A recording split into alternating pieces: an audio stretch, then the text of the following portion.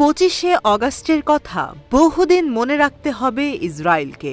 গত 10 মাসের মধ্যে হয়তো এটিই ছিল ইহুদি রাষ্ট্রটির দুঃস্বপ্নময় দিন। কারণ এদিন ইসরায়েলের উত্তরাঞ্চলে ব্যাপক হামলা চালিয়েছে হিজবুল্লাহ। 20 মিনিটের বেশি সময় ধরে চলা হামলাটিতে ওই অঞ্চলের অন্তত 11টি সামরিক ঘাঁটি টার্গেট করে 320টিরও বেশি কাতিউষা রকেট ছুঁড়েছে তারা। একযোগে হামলার শিকার হয় মেরন ঘাঁটি, নেভেজিভে আর্টিলারি অবস্থান, জাটাউন ঘাঁটি, সাহেল ঘাঁটি, কেইলা ব্যারাক, ইয়ভ ব্যারাক, নাফা ঘাঁটি, ইয়ার্ডেন ঘাঁটি, এইন জেইটিম ঘাঁটি এবং রামোট নাফতালি ব্যারাক। এছাড়া এইন শেমের বিমান প্রতিরক্ষা ঘাঁটি এবং গ্লিলট সামরিক গোয়েন্দা ঘাঁটিতেও ড্রোন হামলা চালায় তারা। একই সাথে এদিন মানারা সাইটে নজরদারি স্থাপনাও বাদ পড়েনি ড্রোন হামলা থেকে। 25শে অগাস্ট শুধু হিজবুল্লাহ নয়, বিভিন্ন ফ্রন্টে প্রতিরোধ যুদ্ধ চালিয়ে গেছে ফিলিস্তিনের স্বাধীনতাকামীরাও। এদিন আল কাসাম ব্রিগেডের যোদ্ধারা গাজার তাল আল হাওয়ায় ইউনিভার্সিটি কলেজের আশেপাশে একজন ইসরায়েলি সেনাকে গুলি করে। এছাড়া আল জাইতুন এলাকার দক্ষিণাঞ্চলে পরিকল্পিত গেরিলা হামলা চালায় তারা।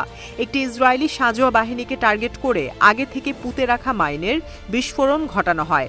একই সাথে মাকাদমা M90 রকেট দিয়ে তেল আবিবকে টার্গেট করে হামলা চালায় তারা। এদিকে শহীদ আব্দুল কাদের আল হুসাইনি ব্রিগেডের সাথে একটি যৌথ অভিযানের কথা জানিয়েছে আল আকসা শহীদ ব্রিগেড। অভিযানে জিকিম সামরিক ঘাঁটি টার্গেট করে ভারী মর্টার শেল ছোঁড়ে তারা। এছাড়া মুজাহিদিন ব্রিগেডের সাথে আরেকটি যৌথ অভিযান পরিচালনা করেছে তারা।